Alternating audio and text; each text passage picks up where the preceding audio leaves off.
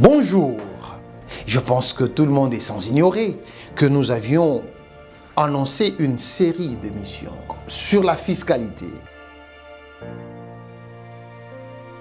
Aujourd'hui, nous voulons vous brosser l'éclairage sur les concepts de mon article « Le civisme fiscal en République démocratique du Congo, état de lieu et pistes de solutions ».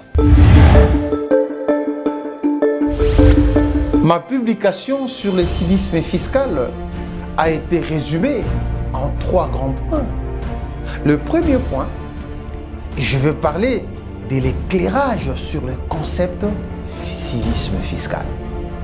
Dans le deuxième point, nous allons donner l'état des lieux du civisme fiscal en République démocratique du Congo. Et enfin, dans le troisième point, nous allons proposer quelques pistes de solutions en vue du civisme fiscal dans notre pays, la RDC.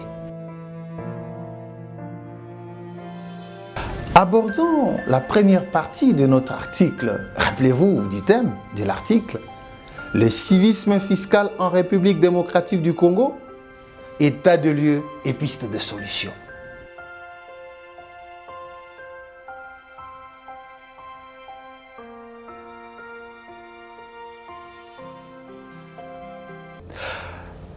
La première partie de mon article est consacrée à l'éclairage du concept civisme fiscal. Mais qu'est-ce que le civisme fiscal? Si nous voulons l'expliquer d'une manière globalisante ou globale, nous allons parler du civisme fiscal qui est l'adhésion de tout le monde à l'idée de payer l'impôt. Mais puisque nous parlons de tout le monde, il serait judicieux d'expliquer, de définir le civisme fiscal selon le protagoniste des finances publiques de tout un État. Alors, parlant de ces protagonistes, nous avons le gouvernant, donc ceux qui dirigent le pays, ceux qui gèrent les deniers publics ou les trésors publics. Nous parlerons aussi des agents du fisc, ceux qui sont chargés de la perception des impôts dans chaque pays. Nous parlerons ensuite de contribuables. Dans notre cas, ce sont des personnes qui sont appelées à payer l'impôt. Nous voyons ici les commerçants, les entreprises et j'en passe. Et ensuite, nous parlerons du civisme fiscal du point de vue de la population. Mais qu'est-ce que nous pouvons dire en ce qui concerne les gouvernants? Du point de vue des gouvernants, le civisme fiscal, ça se traduit par une gouvernance redevable. Les gouvernants devaient gérer les trésors publics, gérer les ressources de l'impôt, tout en insufflant une dose de confiance auprès de la population pour indiquer qu'il serait mieux de mettre en avant-plan l'intérêt général à la place de l'intérêt particulier. C'est ça le civisme fiscal. Une gouvernance transparente. Ici, il revient aux gouvernants, aux gestionnaires des deniers publics de démontrer par les actes qu'ils sont en train de bien gérer les recettes qui proviennent de l'impôt et des autres taxes pour pousser en fait ces derniers à payer l'impôt.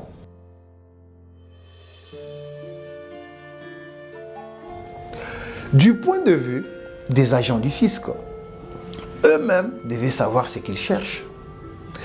Parce qu'ils sont là pour mobiliser, pour maximiser les recettes pour le compte de l'État. C'est un peu comme la Bible dit, on doit savoir suivre une seule route, ne pas suivre 2 lièvres à la fois. C'est-à-dire que les agents du fisc devaient travailler seulement pour l'État.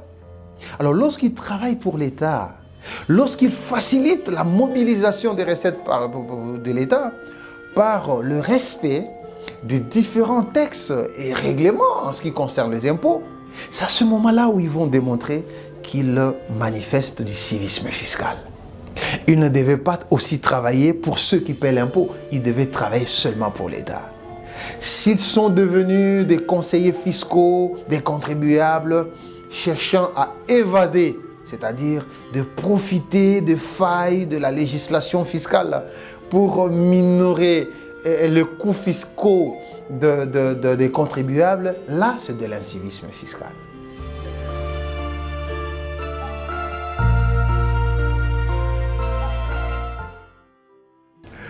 Et du point de vue des commerçants, des contribuables, des personnes devant payer l'impôt, nous allons ici parler de la confession fiscale. N'oubliez pas, à l'instar d'un chrétien qui fait son repentir auprès d'un prêtre religieux. Vous savez comment ça se passe. La personne vient, il confesse ses péchés, mais on demande de dire la vérité, de parler avec une certaine certitude. C'est ça aussi, ce qui se passe exactement pour les contribuables et les commerçants.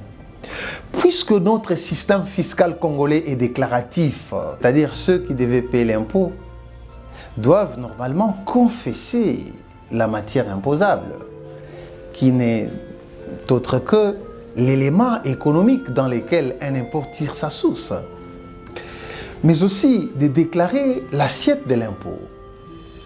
L'assiette de l'impôt qui est le montant sur lequel l'impôt sera payé. Ensuite, de liquider l'impôt ou de calculer l'impôt. Mais on ne se limite pas là. On doit aussi faire les recouvrements de l'impôt parce qu'il est fait par celui qui paie l'impôt et non le contraire.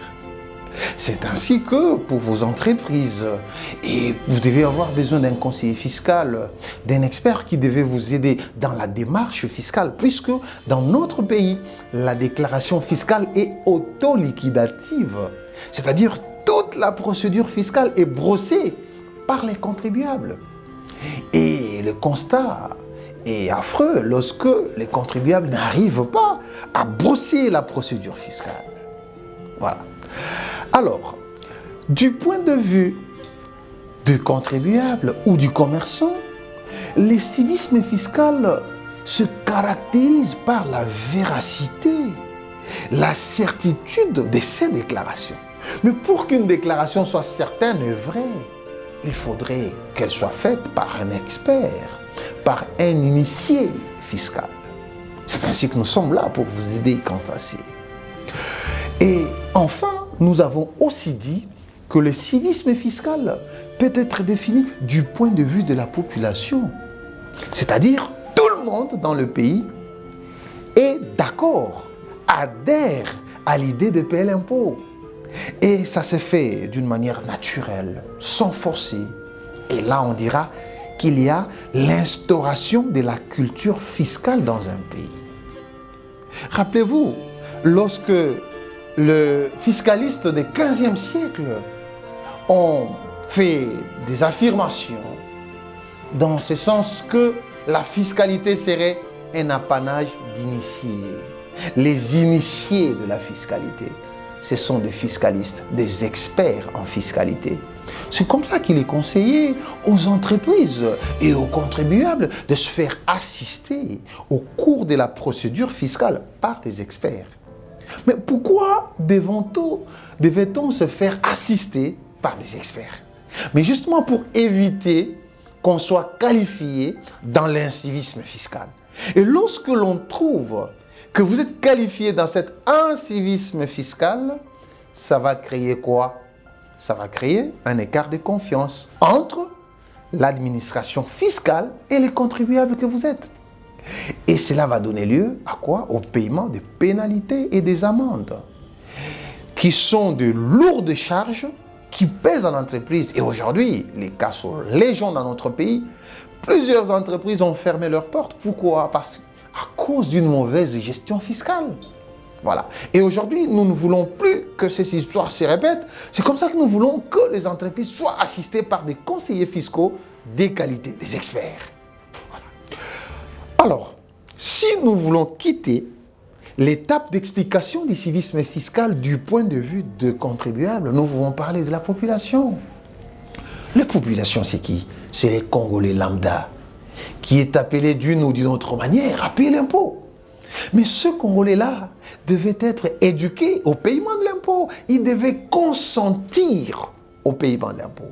Mais qu'est-ce qui va les amener à payer l'impôt? N'est-ce pas le civisme fiscal? C'est comme ça que nous avons dit, d'une manière beaucoup plus globale, nous pouvons définir ce civisme fiscal comme étant l'adhésion de tout le monde à l'idée de payer l'impôt. Mais qu'est-ce que nous pouvons donner comme conclusion à cette introduction? Nous pouvons dire ceci, que le civisme fiscal est une question de l'état d'esprit, est une question de mentalité, est une question d'éducation. Les gens doivent être éduqués, qu'il faut promouvoir l'intérêt général au lieu de l'intérêt particulier. Il faut voir le pays dans toute sa grandeur. Il faut penser à l'avancée économique et sociale, pourquoi pas, de notre pays. Et si tout le monde intériorise cet aspect de choses, et vous allez voir, le Congo ira de l'avant à cause du civisme fiscal des uns et des autres. Un civisme tout court qui est le dévouement de tout un peuple pour son pays.